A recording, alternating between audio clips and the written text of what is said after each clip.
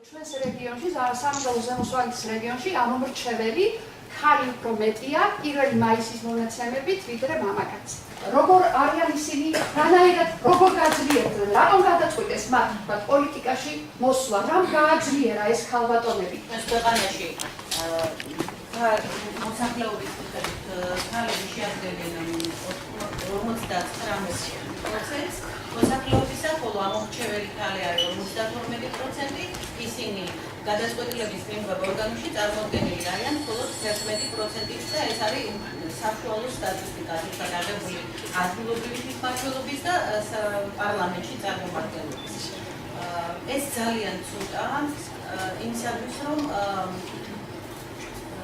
თუნდაც ქვეყნის და ადგილობრივი თვითმმართველობის ბიუჯეტი იყოს გენდერულად გრძნობიარე, რას ნიშნავს ეს? უფრო მეტი სოციალური პაკეტი იყოს მასში ასახული და უფრო მეტად იყოს ასახული ის საჭიროებები, რომლებიც ზოგადად ქალებს გააჩნიათ. იმიტომ რომ მამაკაცებს სჩვევიათ ამ პრობლემების ან ვერ დანახვა.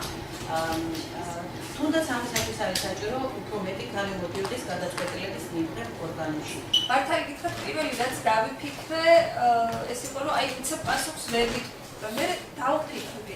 მამაკაცისთვის რომ შეეთავაზებიათ ეს წინადადება. პირველი რასაც თქდა, კი, გავაკეთებ, რა პრობლემაა, შემიძლია. მე ვიფიქრე, მე რატო არ უნდა შევძლო და მე რატო უნდა ვიფიქრო ამ თემაზე ბევრი, იმიტომ რომ მე ვიცი, რომ მაქვს მონდომება იმისა, რომ ბევრი რაღაცა ჩემს ქალაქში შევცვალო უკეთესობისაკენ. ჩემთვის ძალიან საინტერესო იყო ამ პროცესებში ჩართვა და ზოგადად დღევანდელი დისკუსიის მოსმენა.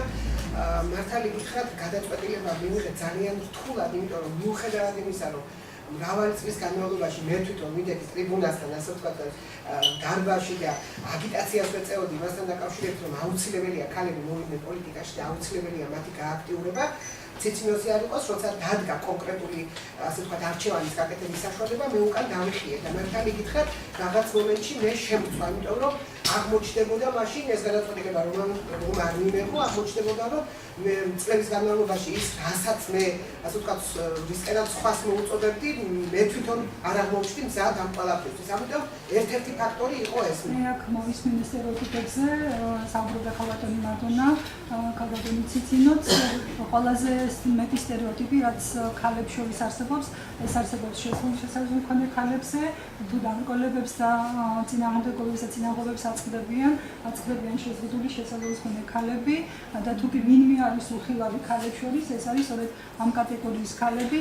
რატომღაც გვიჩვენა ბოლო დროს სწორედ დაპირებები არ სრულდება. ამიტომ მე არც გავაშღერებ იმ მესიჯებს, რომელიც კონკრეტულად ჩვენს პარტიას აქვს, იმიტომ რომ არის კონკრეტული რაღაცები, რაც ალბათ ბუკლეტებზე იქნება და ამიტომ ამაზე ყურადღებას არ შევაჩერებ.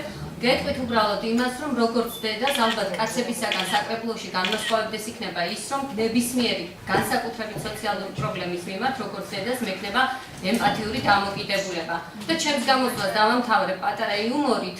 თუ დღევანდელი შეხვედრა არ ტარდება მხოლოდ შეხვედრისთვის და ყველაფერი ის, რაც თქვით, ქალთა სოლიდარობასთან დაკავშირებით არის სიმართლე, ჩემს მაჟორიტარულ ოლქში ვარ ერთადერთი ქალბატონი და მიუხედავად პოლიტიკური გემოვნებისა, გთხოვთ დავიჭიროთ ხარი. ვარ იგა ვილია, ზუგდიდელი ვარ, წარმოშობით, აქ გავიზარდე. პროპორციულ წესით ვიყრი კენჭს.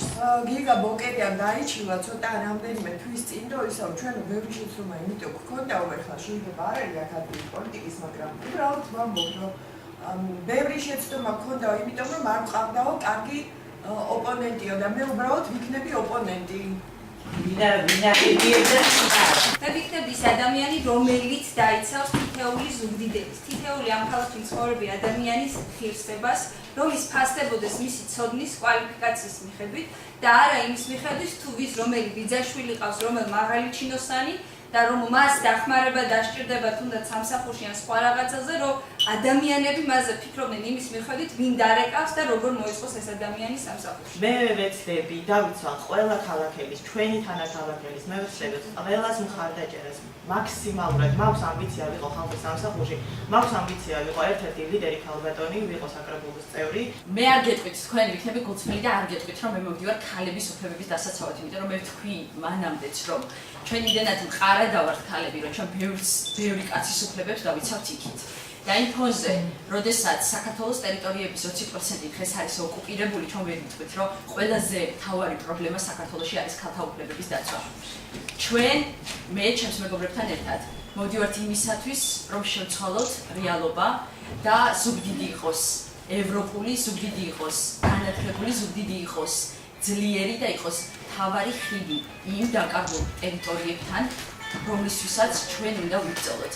დემოკრატიული ჩართულობის ცენტრში საზოგადოება შეხვდა ქალ კანდიდატებს, იმ კანდიდატებს, რომლებიც კენს იყრიან 2014 წლის თვითმმართველობის არჩევნებში.